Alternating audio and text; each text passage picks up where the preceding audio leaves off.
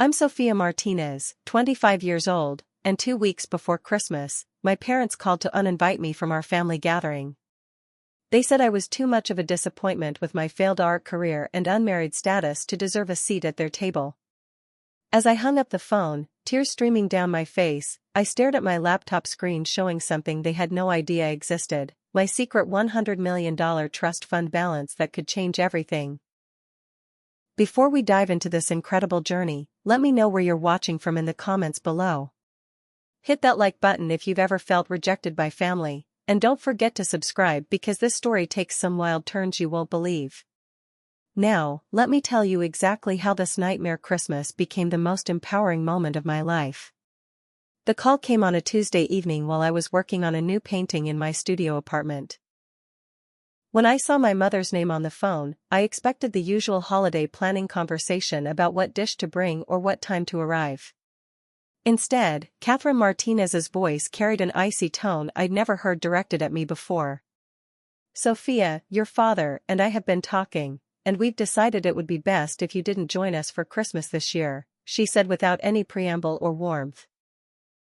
The brush slipped from my fingers, leaving a streak of blue across my canvas as shock coursed through my system. "What do you mean I shouldn't join you?" "It's Christmas, Mom. It's our family tradition," I stammered, my heart already beginning to race with panic and confusion. I could hear my father Richard's voice in the background, though I couldn't make out his exact words, but his tone sounded equally cold and final. "We've watched you waste your life for the past 3 years, Sophia.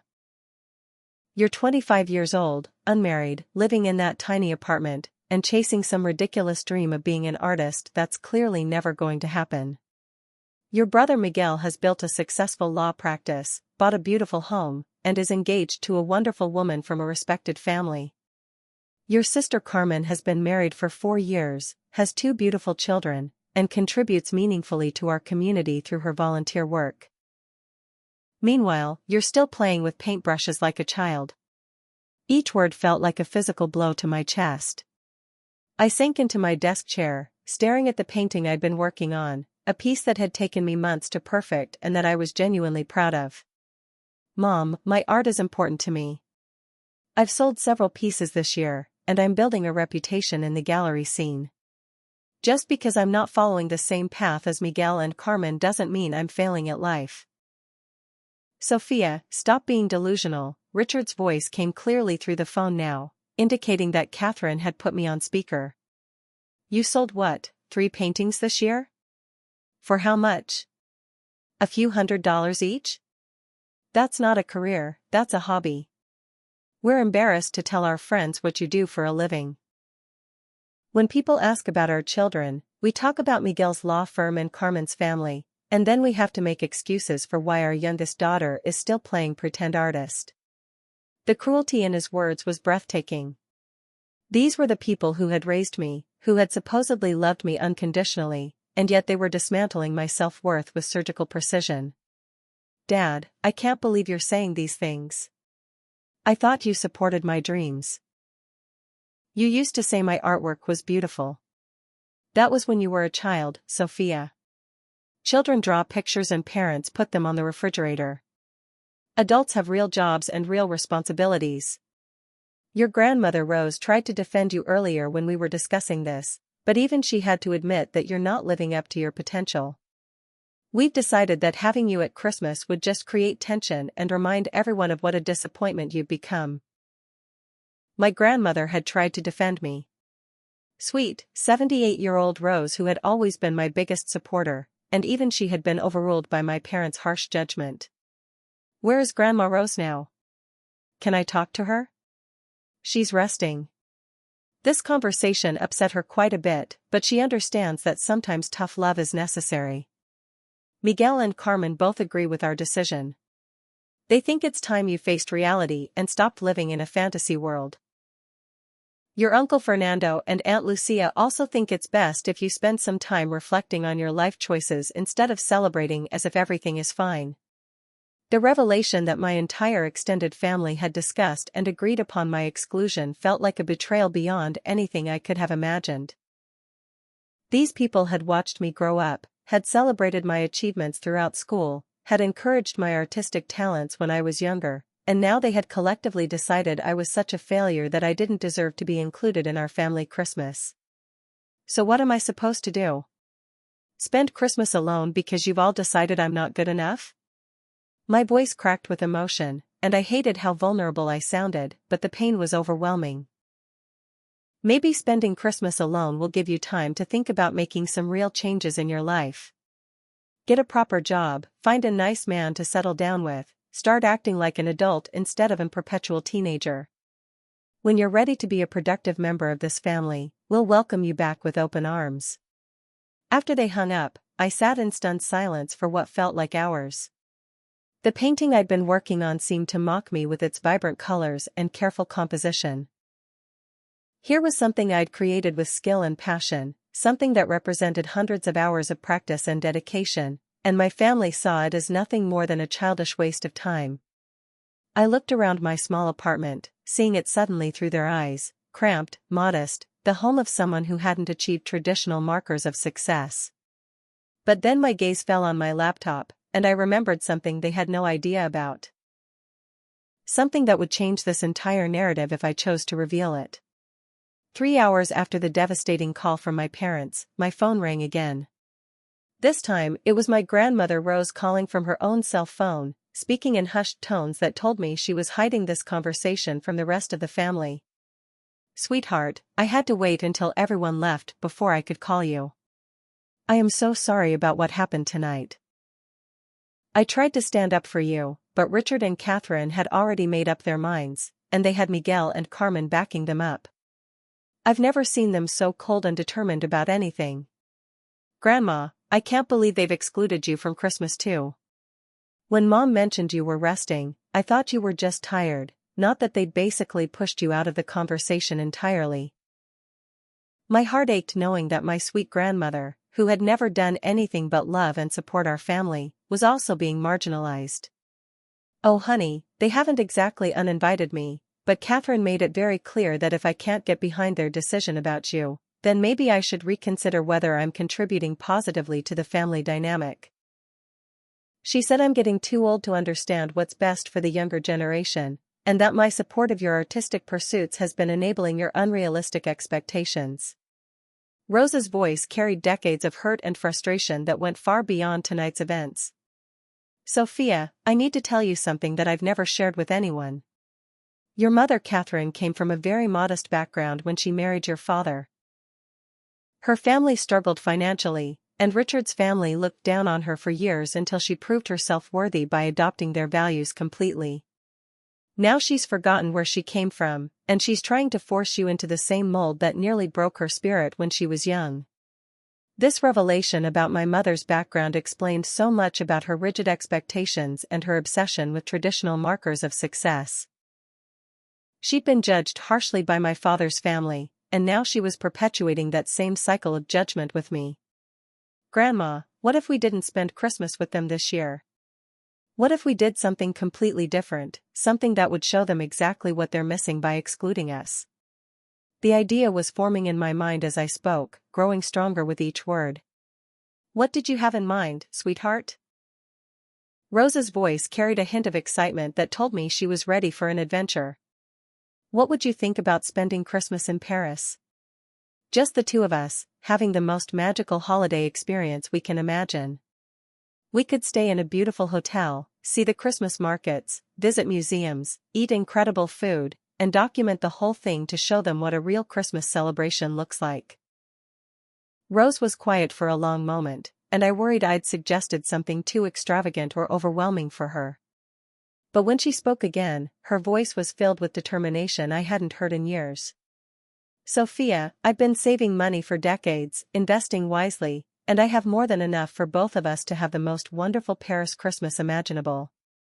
But more importantly, I think documenting our experience is brilliant. Let them see what they've chosen to miss out on." We spent the next 2 hours on the phone planning every detail of our escape to Paris. Rose revealed that she'd been quietly building her own substantial savings through smart investments, something the family had no idea about because they'd always assumed she was just living on Social Security and my grandfather's modest pension. Her financial independence was going to make this Paris trip not just possible, but luxurious. As we talked about hotels and restaurants and Christmas activities, I found myself thinking about the other secret I'd been keeping. My $100 million trust fund, inherited from my great-grandfather's oil investments and carefully managed for over 2 decades, represented more financial power than my entire family could imagine. If I was going to document this Christmas journey, if I was going to show my family exactly who they'd chosen to exclude and humiliate, then maybe it was time to reveal just how wrong they'd been about my life and my prospects. Grandma, what would you think about live streaming our Paris adventure? Not just taking photos, but actually broadcasting our experience in real time so people can follow along with our Christmas celebration? I think that sounds wonderful, honey. And if your parents happen to see how happy and fulfilled we are without them, well, that would be an added bonus, wouldn't it? By the time we hung up, we had the foundation of a plan that felt both rebellious and healing. We would show my family exactly what they'd lost by choosing judgment over love, exclusion over inclusion. And if I decided to reveal my trust fund during one of those live streams, well, that would just be the cherry on top of their Christmas surprise. The next morning brought a call from my brother Miguel that made it clear the family's campaign against me was just getting started. His tone carried the condescending authority he'd perfected in law school, mixed with a smugness that suggested he genuinely believed he was doing me a favor. Sophia, I heard about your conversation with Mom and Dad last night, and I have to say, I think they're absolutely right. I actually encouraged them to take this stand because I've been watching you drift through life without any real direction or purpose. You're 25 years old, and you're living like a college student who refuses to graduate into the real world. The betrayal cut deep, not just because Miguel was my older brother, but because he'd been actively working against me behind the scenes. Miguel, I can't believe you encouraged them to exclude me from Christmas. When did you become so cruel? It's not cruel, Sophia, it's reality. You need to understand that your little art hobby is never going to support you long term. You're wasting your youth and your potential. I make more money in a single month at my law firm than you've made all year selling your paintings. Carmen and I have been talking, and we both agree that Mom and Dad have been too soft on you for too long. Before I could respond, Miguel continued with even more devastating news. I know you're upset right now, but you need to see the bigger picture. Carmen is planning to talk to you later today, and she's going to offer you some hard truths about growing up and accepting responsibility. Uncle Fernando and Aunt Lucia have already told Mom and Dad that they support this decision completely. Even your cousin Isabella has been posting on social media about how people need to face reality instead of chasing impossible dreams. The systematic nature of their attack was becoming clear. This wasn't just my parents making a rash decision, this was a coordinated family intervention designed to break down my resistance and force me to abandon everything I cared about. The call ended with Miguel's final dismissive comment, "When you're ready to apologize and make some real changes, we'll be here. But until then, maybe some time alone will help you see sense." An hour later, Carmen called with her version of sisterly concern, though her words carried the same underlying message of disappointment and judgment. Sophia, honey, I know you're hurt right now, but I really think this is for the best. You've been avoiding reality for too long, and sometimes people need a wake-up call to start making better choices. Carmen's approach was more subtle than Miguel's direct attack, but equally damaging. She spent 20 minutes detailing her perfect life with her successful husband, her beautiful children, her volunteer work with the church, and her active role in the community. Every accomplishment was presented as evidence of what I should be striving for, with the clear implication that my current life was a series of failures and poor decisions. I've been thinking about this for a long time, Sophia. When people ask me about my family, I love talking about Miguel's law practice and my children's achievements, but when they ask about you, I honestly don't know what to say. My sister paints pictures just sound so juvenile. The conversation ended with Carmen offering to help me find a real job and introduce me to some nice single men from her church community, as if my problem was simply a lack of proper connections rather than a difference in values and life priorities. But the worst discovery came that afternoon when my college friend Madison accidentally sent me a screenshot of a family group chat that my cousin Isabella had shared with her. The chat, which included my parents, Miguel, Carmen, Uncle Fernando, Aunt Lucia, and several cousins, contained a thread discussing my problems that had been ongoing for weeks. The messages were brutal in their casual cruelty. Miguel had written, "Sophia is becoming an embarrassment to the family name. People in my professional circle ask about my family, and I have to make excuses for my sister who still thinks she's going to be a famous artist." Carmen had added, "She's 25 and acts like she's 18. It's time for some tough love." My father had contributed, "We've enabled this behavior too long. If we don't take a stand now, she'll still be playing with paints when she's 40. But the most devastating message came from my mother. "I've already talked to Father Martinez at church about our situation. He agrees that sometimes families need to exclude problematic members temporarily to shock them into making better choices. We're doing this for her own good." As I read through weeks of messages dissecting my life choices and planning my humiliation, I felt something shift inside me from heartbreak to anger. These people had been systematically planning to exclude and shame me while pretending to love and support me to my face. They'd turned my entire extended family against me based on their judgment that I wasn't living up to their expectations. That evening, as I sat in my apartment surrounded by the paintings they considered worthless, I opened my laptop and navigated to my trust fund account. The balance that appeared on the screen represented more money than my entire family had ever seen combined. $100 million, carefully invested and managed, growing steadily for over 2 decades since I'd inherited it from my great-grandfather's oil fortune. I'd never touched this money, choosing instead to live independently on my art income and the small jobs I took to supplement it. I'd wanted to prove to myself that I could make it on my own merit, without relying on inherited wealth. But my family's cruel judgment and systematic exclusion had changed something fundamental in my perspective. If they wanted to exclude me because they thought I was a failure, then maybe it was time to show them exactly how wrong they'd been about everything. The trust fund wasn't just money, it was proof that I'd never needed their approval or support. I'd been choosing to live modestly while sitting on a fortune that dwarfed their combined assets. As I started researching live streaming platforms and planning our Paris trip in earnest, I realized that revealing the secret wouldn't just shock my family. It would completely reframe everything they thought they knew about me, my choices, and my future prospects. Planning our Paris Christmas escape became both exhilarating and emotionally draining as my family's attacks intensified with each passing day. I spent hours researching the most luxurious experiences Paris had to offer, finally booking a junior suite at the Hotel George V that cost more per night than most people made in a month. The irony wasn't lost on me that I was using money from my trust fund for the first time ever, and it was to escape the family who thought I was financially irresponsible. Rose and I coordinated our plans through encrypted messaging apps after discovering that Miguel had somehow gained access to her regular phone records and was monitoring her communications. Her excitement about the trip was infectious, but it was tempered by the increasingly aggressive behavior from the rest of the family as word of our Paris plan began to leak out.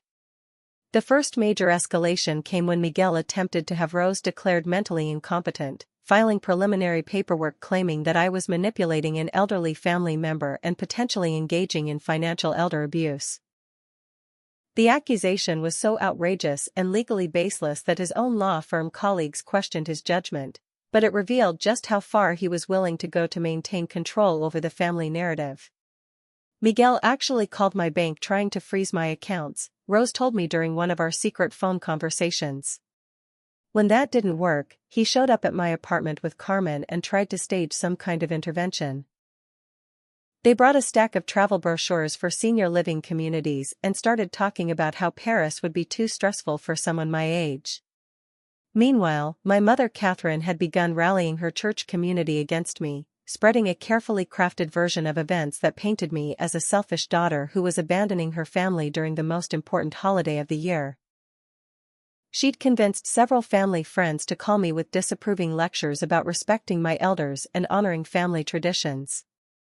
Mrs. Rodriguez from down the street called me yesterday, I told Rose. Apparently Mom told her that I was forcing you to spend your life savings on an extravagant vacation just to spite the family. She actually suggested I seek counseling for my selfishness and lack of family values. Carmen's approach was more sophisticated but equally damaging.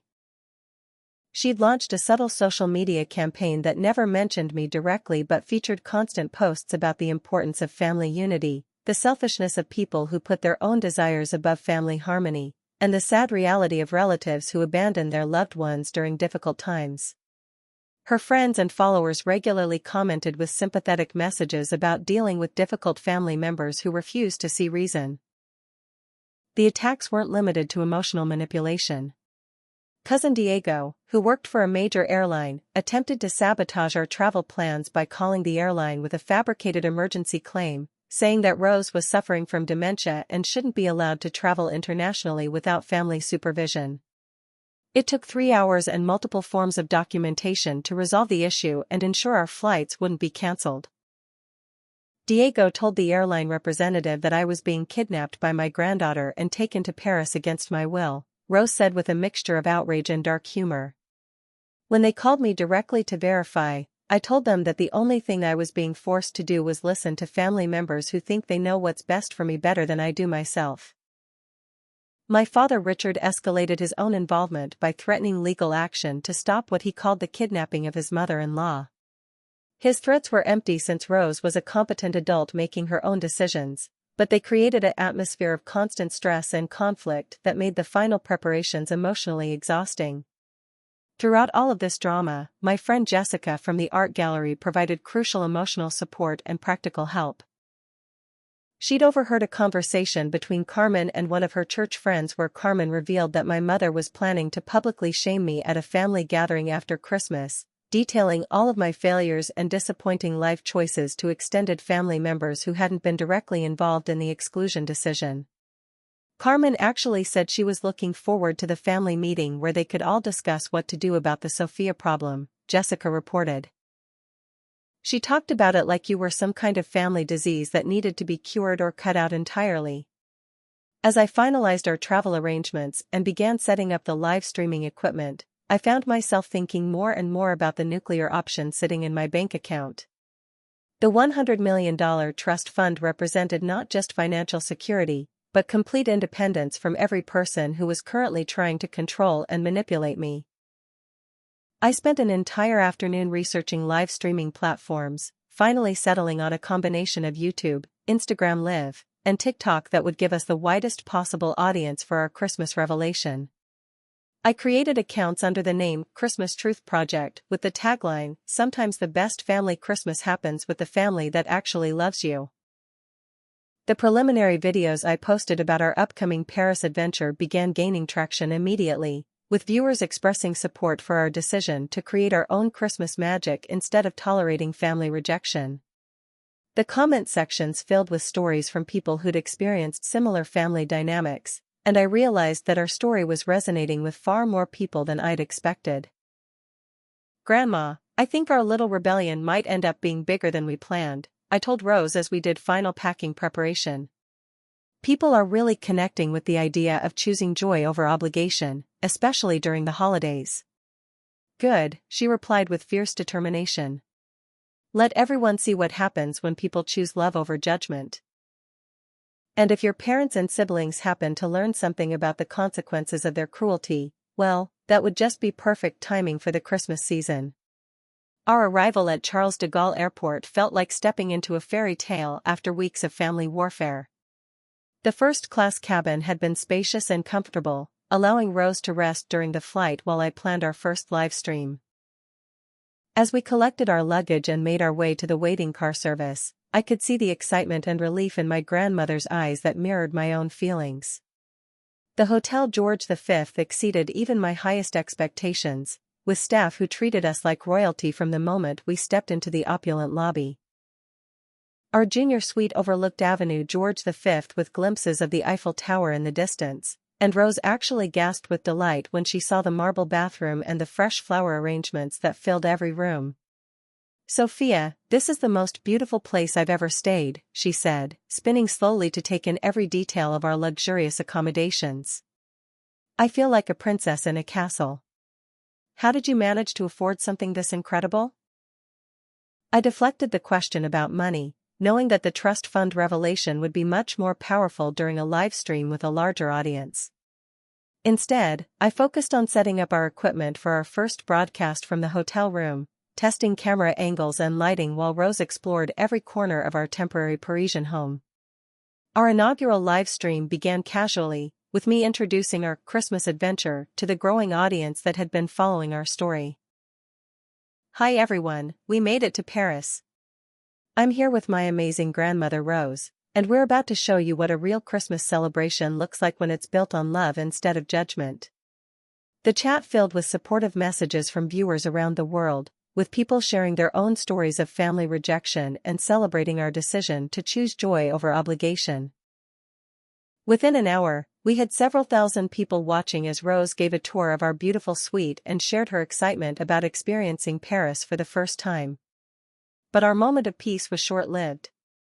While we were still live streaming, my phone began buzzing with increasingly frantic calls and messages from family members who had obviously been monitoring our social media activity. Miguel's texts escalated from disapproving to threatening. "You're making our entire family look bad with this ridiculous stunt. Come home immediately before you embarrass us further." Carmen's approach was more manipulative, sending a series of voice messages designed to induce guilt. "Sophia, I can't believe you're actually going through with this selfish display. Mom has been crying for days because you've chosen to abandon your family during Christmas. Poor Grandma Rose doesn't understand how she's being used in your revenge plot against people who love her." My father Richard's response was predictably authoritarian. He'd somehow obtained the hotel's contact information and called the concierge desk multiple times, claiming there was a family emergency requiring our immediate return to the United States. The hotel staff, trained in dealing with complex family situations, politely informed him that guests' travel plans were private matters and that they couldn't interfere unless presented with legal documentation of an actual emergency. Meanwhile, my mother Catherine had launched a full-scale social media campaign designed to paint us as heartless family abandoners. She'd posted a tearful video on her Facebook page talking about how devastating it was to have family members choose selfishness over love during the Christmas season. Her performance was Oscar-worthy, complete with emotional appeals about elderly relatives being manipulated by ungrateful younger family members. "Look at this," Rose said, showing me her phone where she'd been monitoring the family's online activity. Catherine posted a photo of your empty place setting at their dining room table with a caption about praying for family members who have lost their way. She's actually using our absence as a way to get sympathy and attention for herself. Uncle Fernando and Aunt Lucia had joined the campaign by posting on neighborhood social media groups about the family disgrace of relatives who abandon their loved ones to take expensive vacations during holy seasons. Their posts generated dozens of comments from people who didn't know the full story but were happy to condemn our apparent selfishness based on the carefully curated version of events they'd been presented. The most disturbing escalation came when Miguel attempted to freeze Rose's bank accounts by claiming she was suffering from dementia and being financially exploited by a family member with ulterior motives. His legal maneuvering failed because Rose had proper documentation of her mental competence and financial independence, but the attempt revealed the depth of his desperation to maintain control over the family narrative. "Miguel actually tried to have me declared incompetent so he could force me to come home," Rose told our livestream audience with a mixture of outrage and dark humor. Apparently, choosing to spend Christmas with my granddaughter in Paris instead of listening to family members criticize her is evidence of mental decline. Our audience was growing rapidly as word spread about our story, with viewers expressing outrage at my family's behavior and overwhelming support for our decision to choose happiness over toxicity. The comment sections filled with messages from people sharing their own experiences with family rejection and celebrating our courage in creating our own Christmas magic. That evening, we took a romantic stroll along the Seine River, marveling at the Christmas lights reflected in the water while I live-streamed our walk. The beauty of Paris at night provided a stark contrast to the ugly drama unfolding back home, and Rose's joy was infectious as she pointed out architectural details and shared her thoughts about experiencing such beauty for the first time. "You know what the saddest part is?" Rose said to our audience as we paused on a bridge overlooking Notre Dame. "My family back home is so focused on being right and maintaining control that they're missing the chance to share this magical experience with us. They've chosen anger over joy, and that's really their loss, not ours." Cousin Isabella had organized a family video call specifically to pressure us into returning home, gathering Miguel, Carmen, Uncle Fernando, and Aunt Lucia in front of a camera to deliver coordinated guilt trips about our selfish behavior. When Rose declined to participate, they sent the recording to her phone with messages demanding that she watch it and reconsider her poor decisions. As we ended our first full day in Paris, I realized that our family's desperate attempts to control and shame us were actually providing perfect content for our growing online audience. Their increasingly unhinged behavior was validating every point I'd made about choosing independence over toxic family dynamics, and the contrast between their anger and our joy was becoming more obvious with each passing hour. "Tomorrow we're going to explore the Christmas markets and visit some of the most beautiful places in Paris," I told our viewers as we signed off from our hotel room. "We're going to show everyone what Christmas looks like when it's based on love, respect, and genuine celebration instead of obligation, judgment, and conditional acceptance."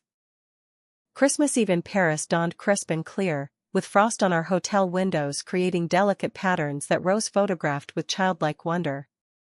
We began the day with room service breakfast featuring fresh croissants, perfectly prepared eggs, and the most aromatic coffee I'd ever experienced, all while our live stream audience watched us plan our magical Christmas Eve adventure. "Good morning, everyone," I said to the camera while Rose arranged flowers from our sweets daily delivery. "Today we're going to experience Christmas Eve in one of the most romantic cities in the world, and we want you to share every moment with us. We're proving that the best holidays happen when you surround yourself with people who actually appreciate and support you." Our first stop was the Christmas market at Champs-Élysées, where vendors sold everything from handcrafted ornaments to gourmet chocolates and mulled wine. Rose's enthusiasm was infectious as she sampled local delicacies and chatted with artisans about their work, drawing parallels between their creativity and my own artistic pursuits that the family had dismissed so cruelly. "Look at these beautiful handmade items," Rose said to our streaming audience while examining intricate Christmas decorations. "This is real artistry, real craftsmanship. People who create beauty with their hands are contributing something valuable to the world, no matter what narrow-minded relatives might think about practical careers." While we explored the market, my family's desperation reached new heights back home. Miguel had created a fabricated medical emergency, calling the hotel and claiming that Rose was needed immediately due to a family health crisis.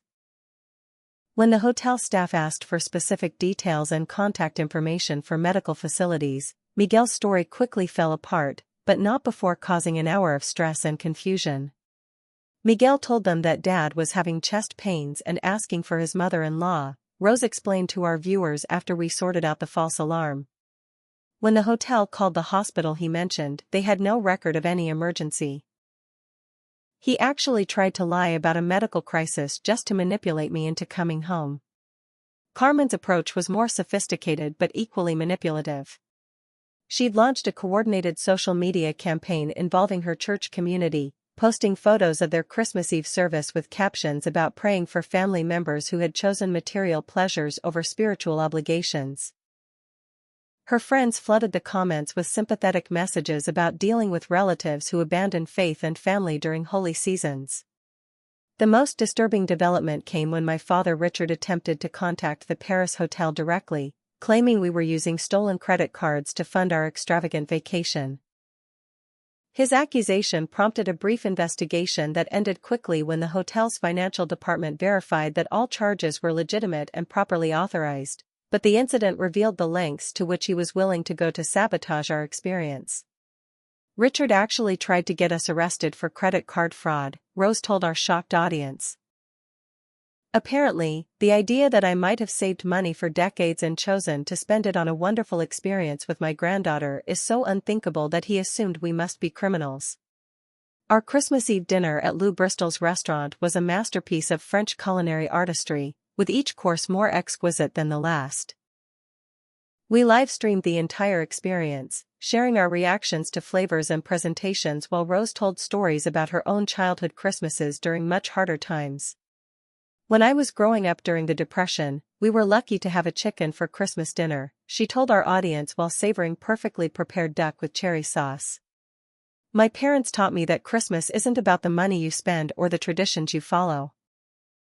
It's about gratitude, love, and celebrating the beauty in life whenever you find it. The online response to our streams was becoming overwhelming in the best possible way. Our audience had grown to tens of thousands of viewers, with people from around the world sharing their own stories of family rejection and celebrating our courage in choosing joy over obligation. Comments poured in from viewers in dozens of countries, all expressing support for our decision to create our own Christmas magic. But the family's campaign against us was intensifying as they realized how much positive attention we were receiving. Catherine had organized a group of family friends to call the hotel repeatedly, claiming various emergencies and attempting to convince staff that Rose was being held against her will by a manipulative relative. 5 different people called tonight claiming to be concerned about my welfare, Rose laughed while we strolled along the illuminated Champs-Élysées. Apparently, enjoying myself in Paris is evidence that I'm being manipulated and possibly held captive by my own granddaughter. Uncle Fernando and Aunt Lucia had taken their campaign to local news media, contacting several television stations with a story about elderly family members being manipulated into expensive vacations by relatives with questionable motives. Their efforts failed when producers realized they had no evidence of actual wrongdoing and were essentially complaining about family members choosing to vacation independently.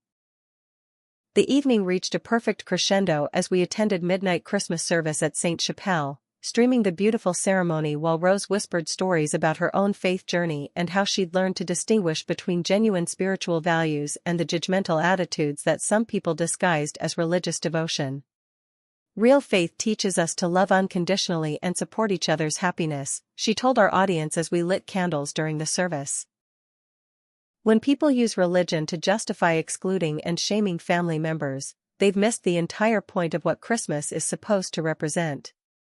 As we returned to our hotel near midnight, both exhausted and exhilarated by our magical Christmas Eve experience, I realized that tomorrow's Christmas Day stream would be the perfect moment for my trust fund revelation.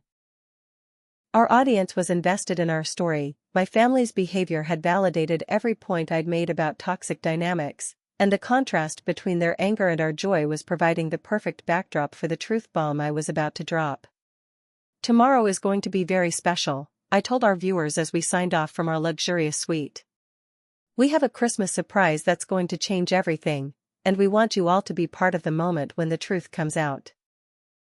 Sweet dreams, everyone, and Merry Christmas from Paris. Christmas morning in Paris began with Rose and I sharing coffee and pastries on our hotel balcony, watching the sunrise illuminate the Eiffel Tower while our largest audience yet joined us for what I'd promised would be a life-changing live stream. The viewer count had climbed to over 50,000 people from around the world, all eager to see what surprise we had planned for Christmas Day. Good morning, beautiful people, I said to the camera as Rose waved enthusiastically at our global audience. Merry Christmas from the most magical city in the world.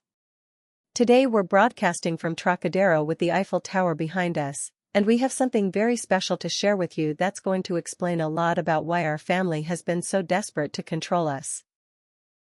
We'd positioned ourselves perfectly for the reveal, with the iconic Parisian landmark serving as our backdrop while Rose looked radiant in a beautiful red coat we'd purchased during our shopping adventure.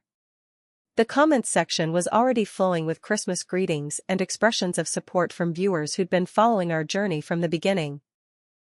For the past week, you've watched my family attack us, lie about us, and try to sabotage our Christmas celebration because they believe I'm a failure who's manipulating my grandmother into funding an extravagant lifestyle, I continued, building toward the moment I'd been planning since our first devastating phone call.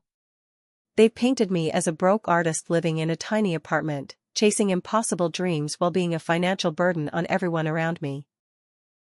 Rose nodded solemnly, understanding that this was the moment when everything would change. My granddaughter has been letting them believe whatever they wanted to believe about her financial situation, but today we're going to show them exactly how wrong they've been about everything. I pulled out my laptop and positioned it so the camera could capture the screen clearly. What my family doesn't know is that when I was 3 years old, I inherited a trust fund from my great-grandfather's oil investments. For 22 years, this money has been growing under professional management, and I've never touched a single penny because I wanted to prove I could succeed on my own merit. The comment section exploded as I logged into my bank account, with viewers expressing shock and excitement about what they were about to witness. The anticipation was building as I navigated to the trust fund balance page, knowing that what appeared next would fundamentally change how everyone viewed our story. Here's what my parents, my siblings, and my entire extended family don't know about their family failure, I said, turning the laptop screen toward the camera. My current trust fund balance is $100,347,823.62. The numbers filled the screen in stark black and white, representing more money than most people would see in multiple lifetimes. Rose squeezed my hand as the comment section went absolutely insane, with viewers expressing everything from disbelief to celebration to demands that I verify the authenticity of what they were seeing. This is completely real, I said, navigating through different pages of the account to show the investment portfolio, transaction history, and growth patterns over the past 2 decades. Every investment, every dividend payment, every detail is documented and verified. I am not the broke artist my family thinks they're rescuing from her own poor decisions. I am a multimillionaire who has been choosing to live modestly while building my art career independently. Rose took over the narrative, her voice carrying decades of wisdom and a touch of righteous anger. My granddaughter could have revealed this money at any time to stop their cruel judgment and exclusion. She could have used it to force their respect and admiration. Instead, she spent 3 years proving that she doesn't need their approval or support to create a meaningful life. The revelation was spreading across social media platforms in real time, with viewers sharing screenshots and clips to other networks while major news outlets began picking up the story. #ChristmasTruthProject started trending as the video went viral, reaching millions of people within the first hour of our broadcast. Do you want to know the most beautiful part of this story? Rose continued, addressing our massive audience with the confidence of someone who'd just witnessed perfect justice. While they were calling her a failure and a disappointment, she was quietly building a fortune that exceeds their combined net worth by thousands of %. While they were excluding her from Christmas for being financially irresponsible, she was managing investments worth more than their entire neighborhood. My phone had been buzzing nonstop since the revelation, with family members calling frantically as word of the live stream reached them back home. Miguel's texts escalated from demanding explanations to desperate attempts at damage control. How could you not tell us about this money? We're family. This changes everything about our conversation. Carmen's messages revealed panic about how this news would affect her social standing. People are calling me asking if I knew my sister was a millionaire. How do I explain that we excluded someone with that much money from our Christmas? This is going to ruin our reputation. But the most telling response came from my father Richard, whose voicemail revealed the mercenary nature of his sudden change in attitude. Sophia, we need to talk immediately about family financial planning and how to best manage this incredible blessing. Obviously, we were mistaken about your situation, and we want to make things right between us. Listen to how quickly their tune changes, I told our audience while reading some of the messages aloud. Suddenly, I'm not a disappointing failure anymore. Suddenly, they want to have conversations about family and forgiveness and making things right. The only thing that's changed is their knowledge about my bank balance, which tells you everything about what their love was really based on. Rose delivered the final blow with the wisdom and authority that came from 8 decades of life experience. Real family loves you when you're struggling, supports you when you're different, and celebrates your happiness regardless of your financial status. People who only value you based on your net worth aren't family at all. They're just opportunistic strangers who happen to share your last name. The live stream continued for another 3 hours as we walked through Paris, sharing Christmas dinner at a Michelin-starred restaurant while our audience grew to over 200,000 viewers and major news networks began reporting on the story. The contrast between my family's desperate attempts to reconnect now that they knew about my wealth and our peaceful Christmas celebration in the most beautiful city in the world couldn't have been more stark. This is what Christmas looks like when it's based on genuine love and mutual respect, I told our viewers as we ended the most watched livestream of my life. Tomorrow we'll talk about what comes next, but today we're just going to enjoy being surrounded by people who value us for who we are, not what we have. By Boxing Day morning, our Christmas revelation had exploded across every major social media platform and news outlet, with the hashtag #ChristmasTruthProject generating millions of interactions worldwide. Rose and I woke up to discover that we'd become international sensations overnight, with major television networks requesting interviews and newspapers running front-page stories about the disinherited heiress who revealed her fortune on Christmas Day. "Sophia, look at this," Rose said, scrolling through her phone over our luxury breakfast. "Good Morning America wants to interview us live from Paris. CNN has reached out. The BBC wants to do a feature story. People magazine is calling this the most dramatic Christmas revelation in social media history." Our hotel suite had become command central for managing the media frenzy, with flowers and champagne deliveries arriving hourly from supporters around the world. The hotel staff, initially overwhelmed by the attention, had assigned us a dedicated concierge to handle the constant stream of interview requests and media inquiries. Meanwhile, my family's damage control efforts were becoming increasingly desperate and transparent.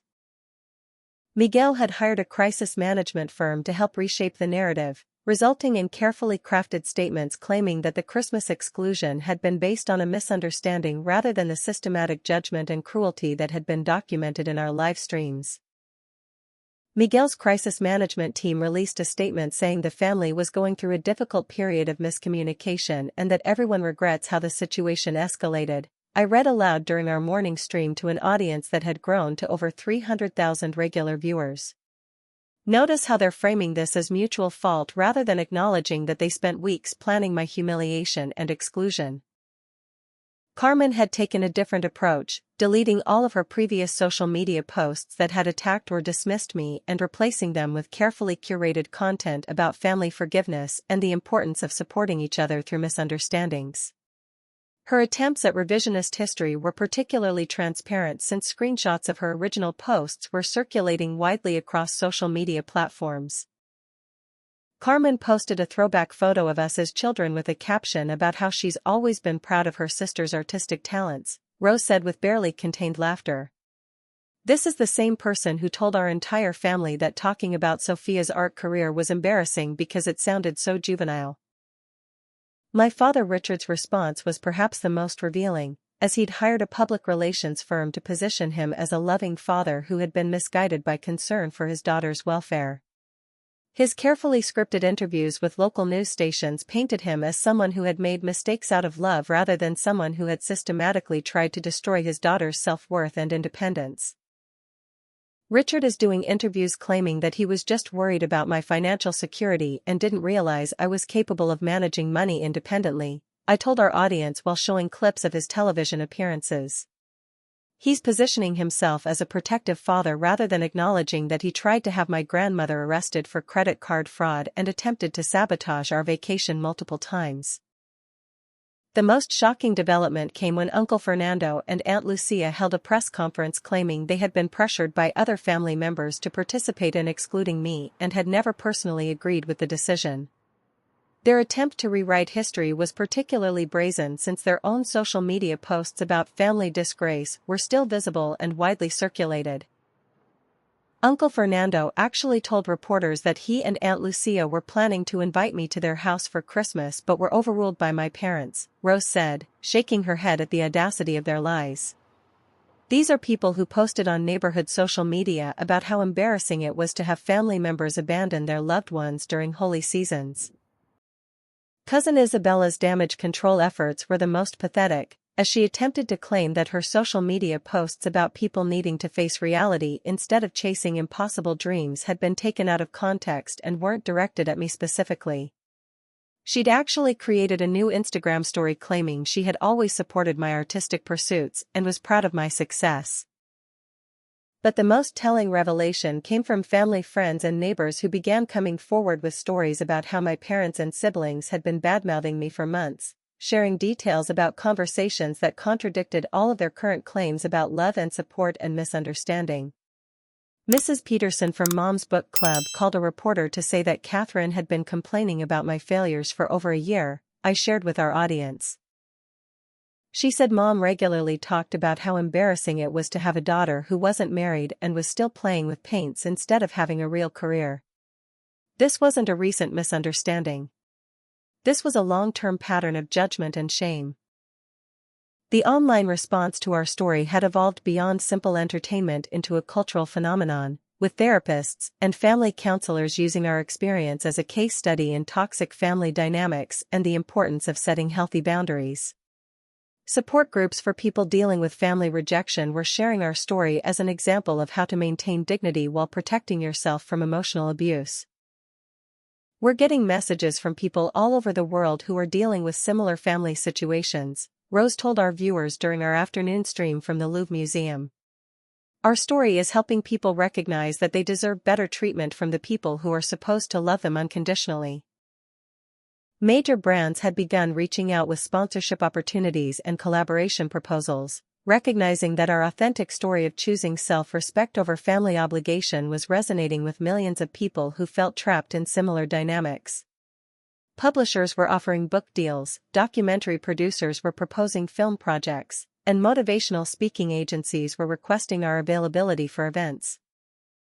The beautiful irony is that by excluding me from their Christmas, my family has given me a platform that's worth far more than the $100 million they're suddenly so interested in, I observed while we toured the Christmas exhibits at the Musée d'Orsay. Their cruelty has backfired in the most spectacular way possible. As we prepared for our final day in Paris, it was clear that our Christmas revelation had fundamentally changed not just our family dynamics but our entire life trajectory. The trust fund that I'd kept secret for so long had become a symbol of independence and self-determination that was inspiring millions of people to reevaluate their own relationships and boundaries. Tomorrow we fly back to the United States, I told our massive audience as we signed off from our hotel suite. We're returning as different people than we were when we left, and we're going to show everyone what it looks like to live authentically instead of performing for people who don't deserve access to your real self. Our final week in Paris became a period of deep reflection and planning for the future, as Rose and I processed the magnitude of what had happened and decided how to move forward with our transformed family relationships and newly public story.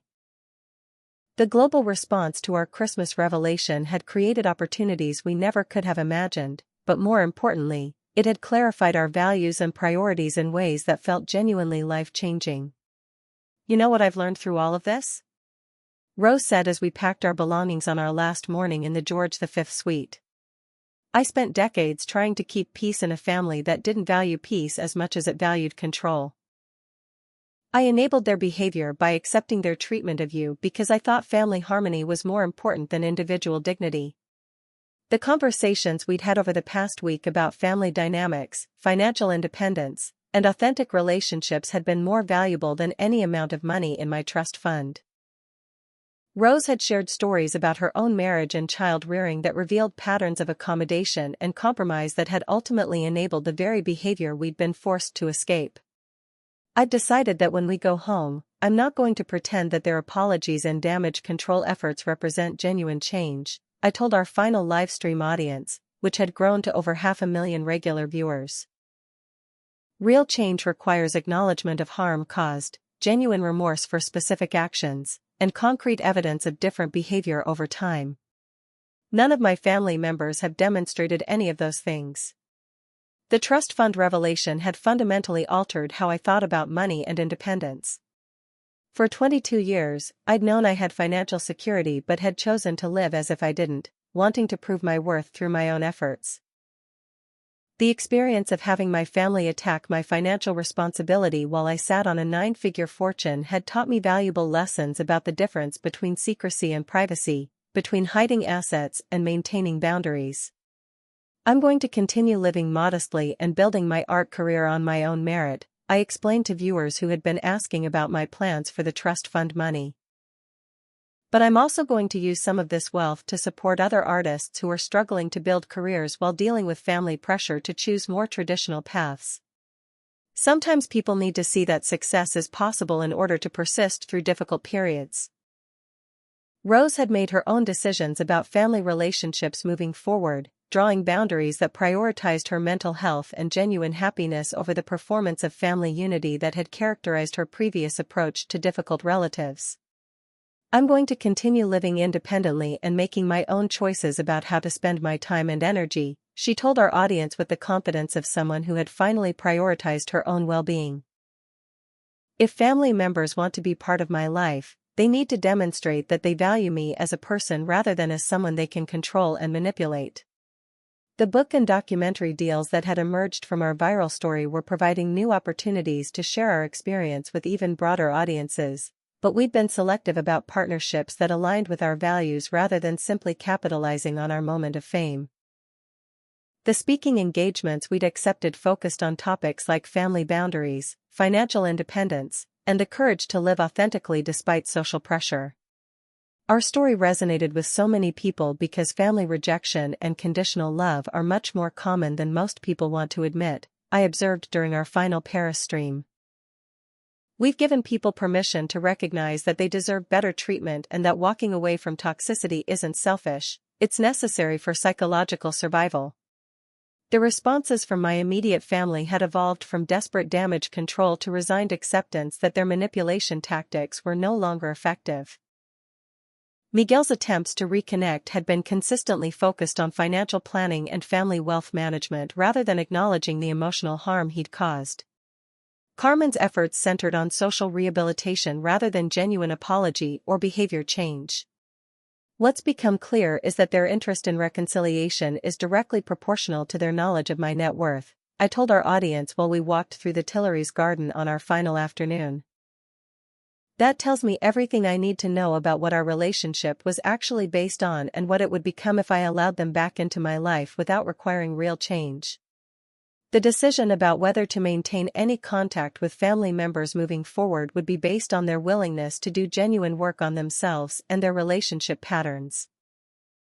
Conditional forgiveness that required accountability and demonstrated change was very different from the unconditional acceptance they seemed to expect now that they knew about my financial resources. Real family isn't about shared DNA or legal relationships, Rose said during our final broadcast from the Eiffel Tower at sunset. Real family is about people who love you consistently, support your happiness genuinely, and respect your autonomy completely. Sometimes you have to create that family from friends and chosen relationships rather than expecting it from relatives who have proven incapable of providing it. As we prepared to return to the United States, it was clear that our Christmas exile had become the most empowering experience of both our lives. The pain of family rejection had been transformed into the strength of authentic independence, and the secret trust fund had become a tool for supporting others rather than a hidden safety net. We're going home as different people than we were when we left, I concluded our final Paris livestream. We're returning with clearer boundaries, stronger self-worth, and a deeper understanding of what relationships are worth maintaining and which ones are worth walking away from. The flight home represented not an ending but a beginning of a life lived on our own terms, with genuine relationships built on mutual respect rather than obligation, and with the financial freedom to support causes and people we genuinely cared about rather than performing for approval we'd never actually needed. Have you ever had to choose between family loyalty and your own well-being? Drop a comment below sharing your experiences with setting boundaries, even when it's difficult. If this story resonated with you, please hit that like button to help others find it who might need to hear that they deserve better treatment from the people in their lives. Don't forget to subscribe for more authentic stories about choosing yourself when others won't choose you, and share this with anyone who needs to hear that financial independence and emotional independence often go hand in hand.